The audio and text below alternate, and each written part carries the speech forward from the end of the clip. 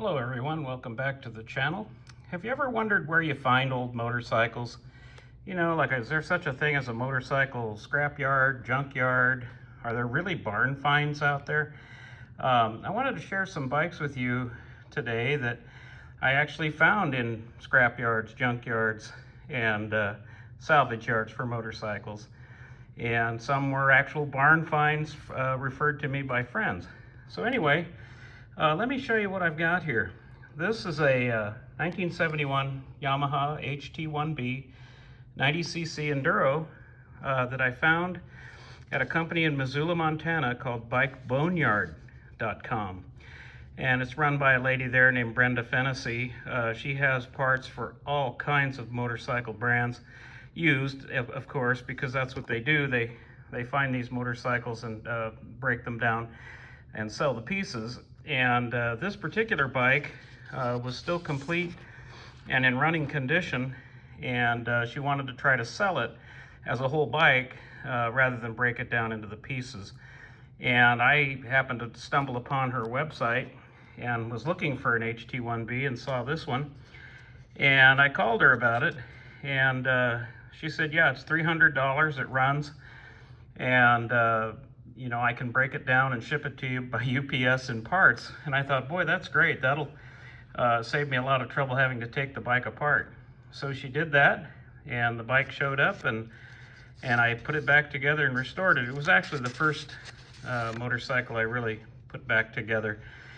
Shortly thereafter, though, I was at a motorcycle junkyard that was closing out in the desert Southwest and came across this yellow bike you see here.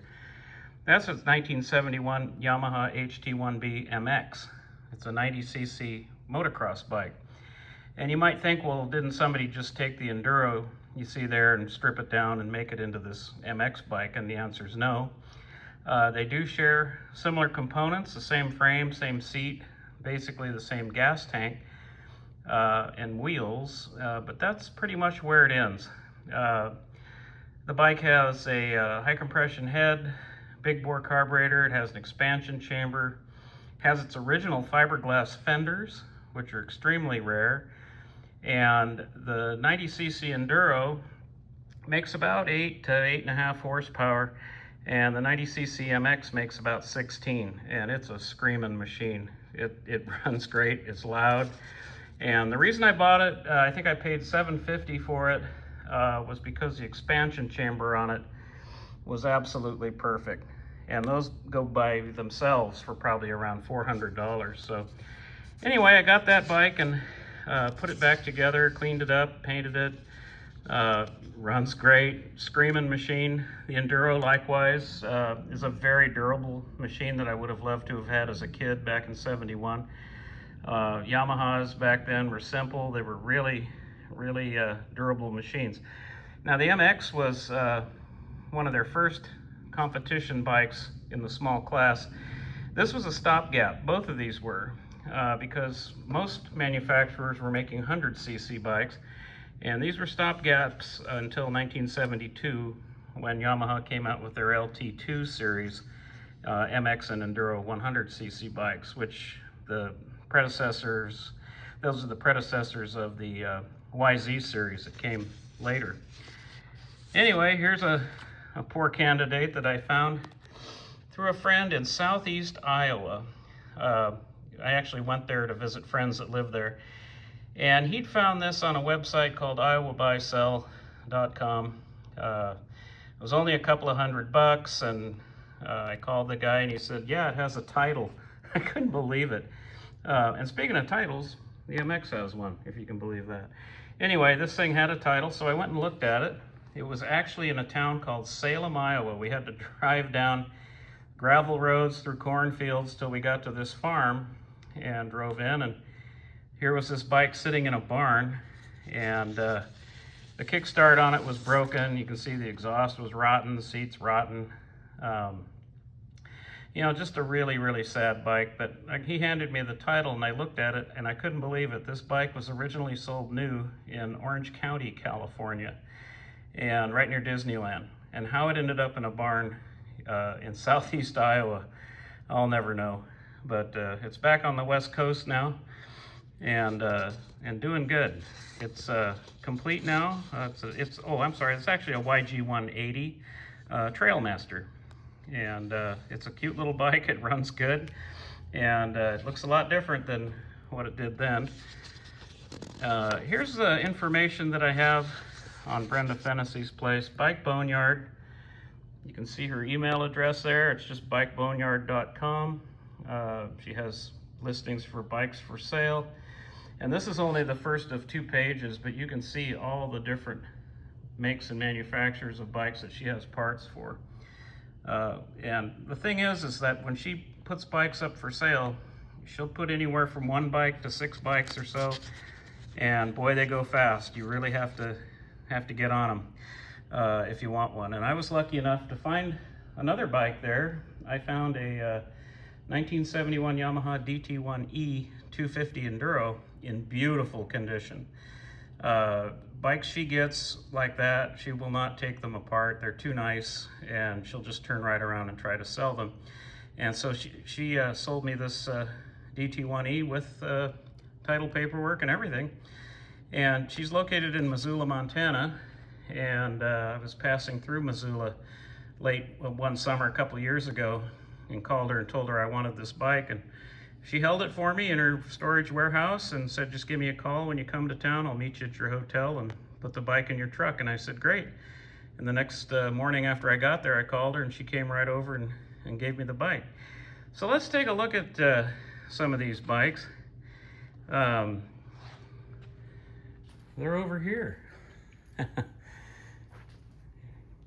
Here's the YG180. 80cc Trailmaster. That's how it exactly would have been as new. And I have the title for it. Cute little bike, 1965. Originally sold in Orange, California, in Orange County. And it's even got its original California black plate on it from 1965. And great little bike. I got it here to the shop, tore it completely apart, sent everything out for powder coat. And a thing I found that was interesting, if you look here at the motor, you see it says Shinsan Tong on it. That's because in 1965, Yamaha contracted with that company to make, under license, the 80cc motors, Autolube motors. And they did that, and Yamaha was able to keep up with the demand. But the problem was that Shinsan Tong company decided that they were going to make a mini bike of their own and started putting these Yamaha clone motors in mini bike frames, and they were called Gemini mini bikes. And Yamaha ended up suing them, basically making them stop doing that. And by that time, Yamaha was able to keep up with production, making their own engines. But for all intents and purposes, it's the same exact thing as the Yamaha constructed motor. Anyway, let's look over here. Here's my HT1B set.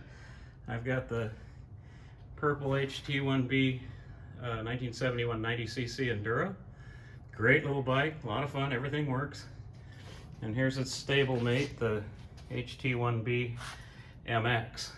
And boy, I mean, just look at that expansion chamber. It is so nice. That heat shield, that waffle sort of heat shield on there, was usually the first thing to fracture and start to come apart back in those days, and riders would catch their pants on the metal and tear it and tear their pants, and pretty soon all of that would be gone. And on this particular expansion chamber, it's all there and it's in perfect condition. Great little bike. Like I say, I do have the title for this one. It's another bike that was sold, I think, out of Newport Beach, California, and I found it in the desert Southwest on the other side of the mountains at a motorcycle junkyard. And the place was closing, and the guy just wanted to get rid of it. And so I brought it here to the shop and cleaned it up, and it runs great. I mean, it's a screaming machine compared to the Enduro. And the Enduro's not slow by any means. It's a great bike for around town. A student would love to have something like that, or just taking it out with the camper and going trail riding. Great little bike. But this thing here, boy, I mean, for a 90, it's surprisingly fast. It's really unbelievable and loud. And the other bike I mentioned was my 1971 Yamaha DT1E that I got from Brenda there at Bike Boneyard. It showed up at her motorcycle salvage yard and had title paperwork and everything with it. And she didn't have the heart to break it apart and sell it in pieces, you know. So I picked this up when I was passing through Missoula and brought it home. It was missing the horn and it was missing the turn signals. And luckily I had those in stock. I was able to find the exact same original parts that it needed and put those on. The color-coded wires all matched, and made a couple repairs to some wires under the seat, and the lights and horn and everything work. And boy, you talk about a machine that's got some torque. It's really something. You know, when they came out with the DT1 in 1968, that set the motorcycle industry on its ear. You know, nobody'd seen a dual sport enduro type motorcycle like this. You know, they'd seen the heavy stuff from the British and, you know, some goofy stuff companies were putting out that were made in Italy and things. And when they came out with this, I mean, no leaks, no runs, no drips, no errors. I mean, this thing just super, super reliable, super torquey, a lot of power for the weight. One thing about the DT1s is interesting. If you look down here, let's see, you see that little stub right there? It's got a plastic cover over it. You know what that is? That's a spline shaft inside that cover. You take the cover off. Spline shaft for a shifter arm. You can actually have the shifter on the right if you want, or you could have a shifter on the left and the right. It just sort of depends what application this motor was going to be used for.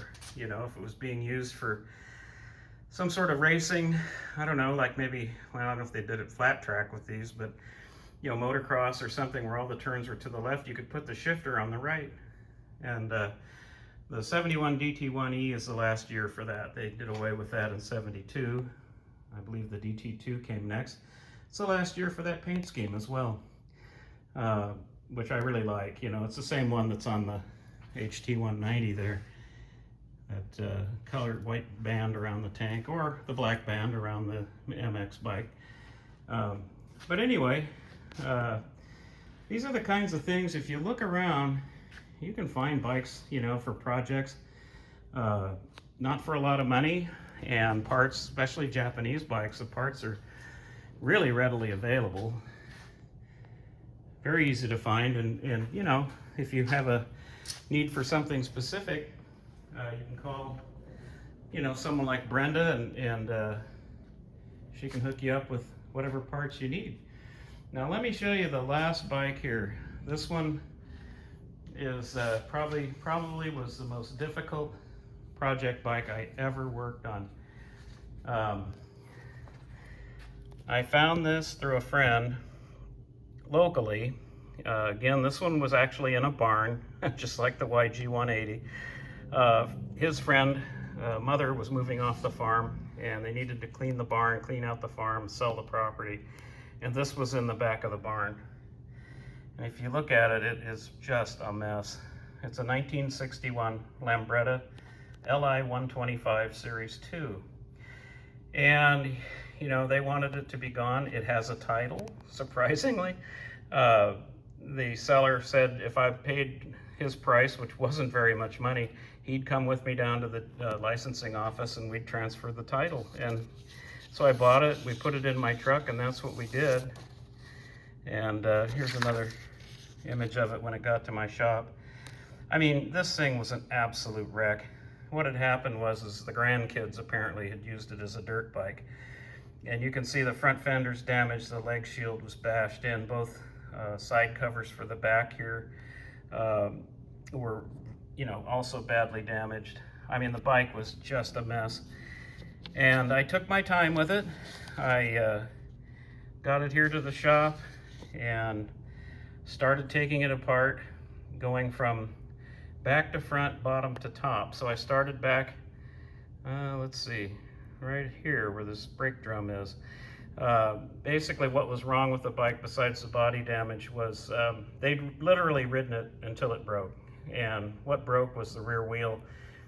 stripped the spline shaft on the drive shaft in the back. The wheel had come loose, and they just kept riding it until it just wouldn't go. You can see the front seat's ruined. So I ended up taking it all apart. I mean, all of this bodywork, you know, every bit of this came off. The front fender, leg shield, I had to replace because they were so badly sprung and damaged. The front seat was ruined, so I had to get a new one. The back seat was fine. I basically just took it apart, cleaned it up, put it back together. The engine, I took it out. After I sent all this off to powder coating, I had the engine in the shop, and I took it all apart, and the small parts, most of the motor actually, I soaked in kerosene in a 5-gallon barrel and let them sit there for a couple of weeks. The motor was absolutely packed with dirt.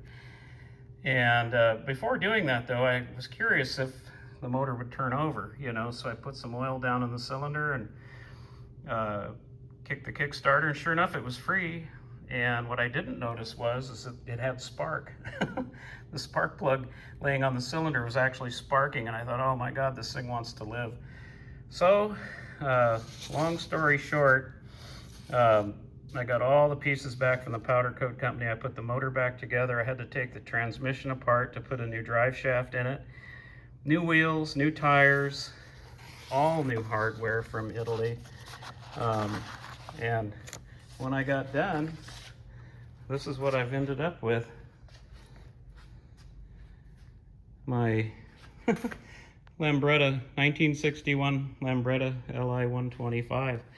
It's a great bike. It really actually goes pretty fast for a 125. I mean, I've had a lot of fun with this. You know, I've put it all back together. These bikes were always originally painted sort of this bone white, and I didn't want the bike to be monochromatic like that, you know. So I painted the powder blue on it, and you can see here it's got new front fender, new leg shield. The speedometer always worked, the horn always worked. The lights, I found out, were still in good shape. Even this old switch here, you know, which controls the horn and low and high beam and that kind of thing. Very interesting bike. Pretty desirable bike, I found out. But yeah, it's just been great. You know, I put some chrome on it and stuff. But here's the original back seat. After I cleaned it up, the front seat is brand new. I believe those seats are from the same manufacturer. I added the spare tire to it. But this was probably my most challenging project, having to learn about something that I'd never dealt with before, an Italian motor scooter. It turned out to be really pretty simple. You know, you can hardly go wrong when you try to make everything like new again. So yeah, it's been a cute project. And so, you know, you can see I've had bikes given to me. I've built bikes from scratch, found them. That yellow Honda 90 was given to me by a friend. I mean, most of these were very cheap to get, like that moped there that I mentioned before was given to me. Yeah, just a lot of fun, you know, keeps me busy. So anyway, they're out there, and you know, check out Brenda's website there at bikeboneyard.com. You know, who knows what you might find. I mean, I found the purple HT1 and the orange DT1 at her place, and check often, because when she puts bikes up for sale, boy, they go fast. Anyway, I thought you might enjoy this. Look at where you can find vintage small machines that, you know, might just be stuck in the corner of a barn rotting away, and who knows their history or how they got where they are, but it's kind of fun to figure it out. Anyway, that's it for now. Hope you folks liked the video, and we'll be back soon. Bye-bye.